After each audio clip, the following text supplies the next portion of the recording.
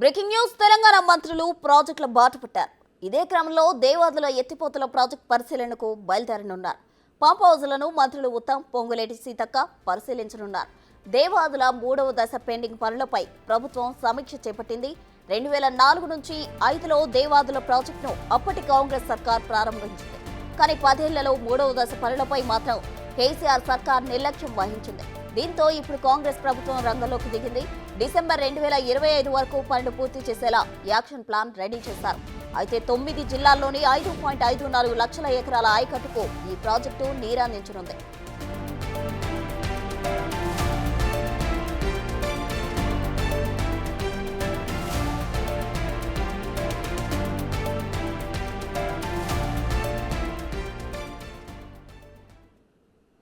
తెలంగాణ మంత్రులు ప్రాజెక్టుల బాట పట్టారు. ఇదే క్రమంలో దేవాదుల ఎత్తిపోతల ప్రాజెక్టు పరిశీలనకు బయలుదేరనున్నారు.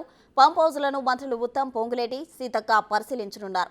దేవాదుల 3వ దశ పెండింగ్ పనులపై ప్రభుత్వం సమీక్ష చేపట్టింది. 2004 నుంచి 5లో దేవాదుల ప్రాజెక్టును అప్పటి కాంగ్రెస్ సర్కార్ ప్రారంభించింది. కానీ 10ఏళ్లలో 3వ దశ పనులపై మాత్రం కేసీఆర్ సర్కార్ నిర్లక్ష్యం వహించింది. దీంతో ఇప్పుడు కాంగ్రెస్ ప్రభుత్వం రంగంలోకి దిగింది. డిసెంబర్ 2025 వరకు పనులు పూర్తి చేసేలా యాక్షన్ ప్లాన్ రెడీ చేశారు. అయితే 9 జిల్లాల్లోని 5.54 లక్షల ఎకరాల ఆయకట్టుకు ఈ ప్రాజెక్టు నీరు అందించనుంది.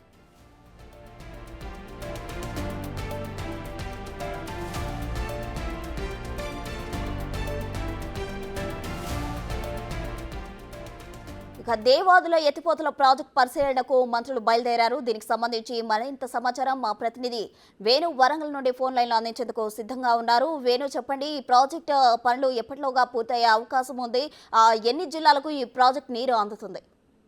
ప్రస్తుతానికైతే మంత్రుల బృందం మరికొద్ది నిమిషాల్లో దేవాదుల ప్రాజెక్టు వద్దకు చేరుకోబోతుంది. ఇక దాదాపు 2 దశాబ్దాల నుంచి కూడా ఈ పనులు కొనసాగుతున్నాయి. అందులో ప్రధానంగా 3వ ప్యాకేజ్ సంబంధించిన పనులు అయితే 12 సంవత్సరాలు కూడా అట్లాగే నిర్లక్ష్యంతో ఉండుతుంది. అవన్నీ కూడా ఇంకా కొనసాగుతున్న పరిస్థితి కనిపిస్తుంది. అందులో మొత్తంగా 8 ప్యాకేజీలు ఉండదు. 1/4 ప్యాకేజీ పనులు పూర్తి, 6 ప్యాకేజీల పూర్తి కావాల్సి ఉంది. అయితే వాటిని యుద్ధ ప్రాతిపదికన పూర్తి చేసి 25 డిసెంబర్ వరకు 3 వాటర్ ను లిఫ్ట్ చేయడానికి అయితే కాంగ్రెస్ సర్కార్ యాక్షన్ ప్లాన్ సిద్ధం చేసింది.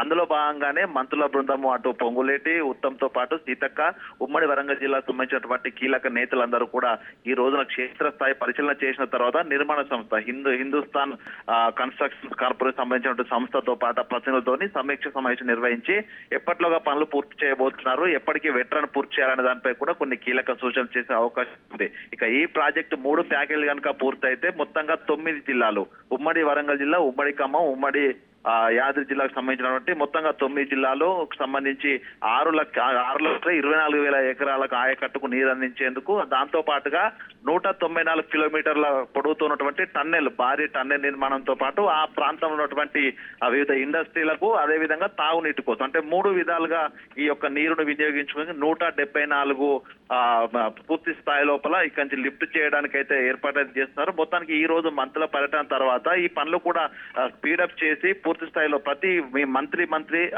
మీటింగ్ పెడుతూ దీనిపై సూపర్విజన్ చేస్తూ పూర్తి స్థాయిలో డిసెంబర్ డెడ్ లైన్ విధించే అవకాశం అయితే కనిపిస్తోంది. మొత్తానికి దీని ద్వారా గోదావరి లోపల 184 క్యూసెక్కుల నీటిని కూడా ఎత్తిపోయడానికి అయితే ప్రస్తుతం కాంగ్రెస్ సర్కార్ సిద్ధం చేస్తుంది. ఇక పరిశీలన తర్వాత అటు నిర్మాణ సంస్థకి ఇచ్చే సూచనలు, ఎప్పటిలోగా ఏ ప్యాకేజీ కంప్లీట్ చేయాలని డెడ్ లైన్ కూడా ఇచ్చే అవకాశం అయితే కనిపిస్తా ఉంది ప్రస్తుతం. Right Venu, thank you.